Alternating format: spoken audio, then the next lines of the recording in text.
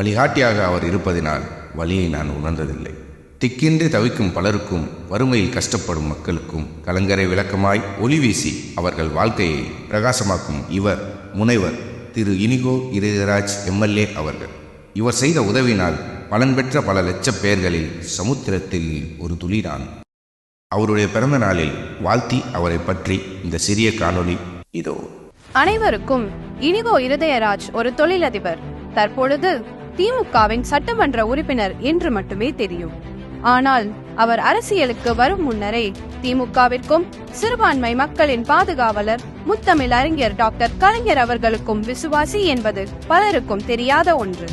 சின்ன வயதிலேயே எனக்கு திமுக ரொம்ப பிடிக்குங்க. தலைவர் கலைஞரை எப்படியாவது சந்திக்கணும் அப்படின்னு சொல்லி சின்ன வயசுலாம் போய் ஒவ்வொரு இடமா சுத்தி பார்ப்பேன். அவர் திருச்சி வாராரு அப்படின்னு தெரிஞ்சாலே திருச்சியில இருக்க நண்பர்களோட சேர்ந்து எங்க இருக்காரு எது இருக்காருன்னு அவரை அப்படி எட்டி பார்த்துட்டோம்னா அது ஒரு மிகப்பெரிய மகிழ்ச்சியா இருக்கும் எனக்கு அந்த வயசுல.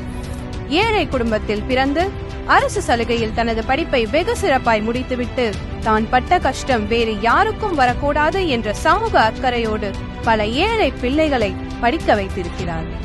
பின்னலாடை துறையில் கடினமாக உயர்ந்து வெளிநாடுகளிலும் தன்னுடைய தொழிலை விரிவுபடுத்தி இருக்கிறார். நண்பர் இனிகோ இருதயராஜ் அவர்களே, சிறு வயதிலிருந்து கலைஞரின் பேச்சு எழுத்து அனைத்தையும் தேடி தேடி படித்து மனதில் உள்வாங்கி சமூக நீதி போராளியாக உருமாறினார். தன்னுடைய உழைப்பினாலும் விடாமுயற்சியினாலும் உயர்ந்த இவர் கலைஞரை பற்றி நாடகம் மற்றும் புத்தகங்களை வெளியிட்டு கலைஞரை பெருமைப்பட வைத்து அவருடைய செல்ல பிள்ளையாகவே மாறினார். மேலும் கலைஞர் அவர்களின் மேல் கொண்ட பற்றின் மூலம் இந்த இனிகோ இருதயராஜ் அவர்கள் கலைஞரின் கடிதங்கள் ஏற்படுத்திய அரசியல் மற்றும் சமூக தாக்கங்களையே கருவாய் கொண்டு முனைவர் பட்டம் பெற்றுள்ளார்.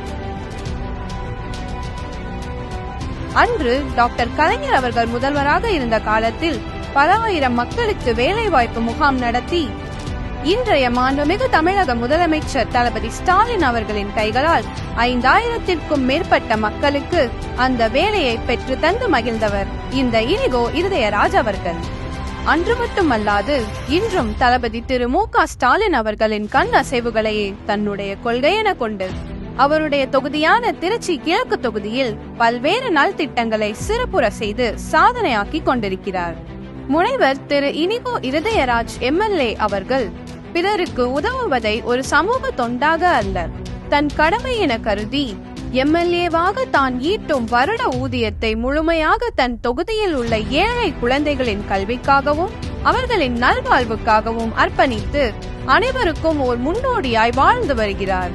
இன்றைக்கு கிறிஸ்துவம் என்று சொன்னாலே பலருக்கும் உடனே மனதில் தோன்றும் முகம் முனைவர் இனிகோ இருதயராஜ் அவர்கள்.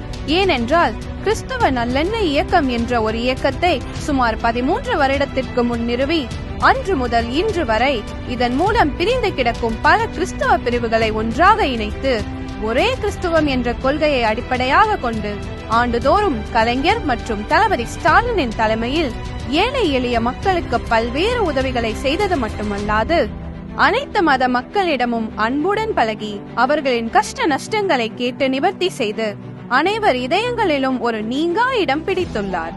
இவர் பிறப்பில் ஓர் கிறிஸ்துவராக இருந்தாலும் இந்து மற்றும் முஸ்லிம் மக்களின் வழிபாட்டு தலங்களிற்கு சென்றும் அவர்களின் விழாக்களில் பங்கு பெற்றும் அந்த மக்களின் குறைகளை கேட்டு அவர்களுக்கு உதவி இந்து கிறிஸ்தவம் முஸ்லிம் என வேறுபாடு அல்லாது அனைத்து மத நல்லிணக்கத்தின் முகவரியாகவே வாழ்ந்து வருகிறார் இவர் முனைவர் திரு இனிகோ இருதயராஜ் அவர்கள். திருச்சி கிழக்கு தொகுதி இவர் உழைப்புக்கு கிடைத்த வெகுமதி மட்டுமல்ல, திருச்சி கிழக்கு தொகுதிக்கே கிடைத்த அதிர்ஷ்டம் பாக்கியம் என்று சொன்னால் அது மிகையாகாது.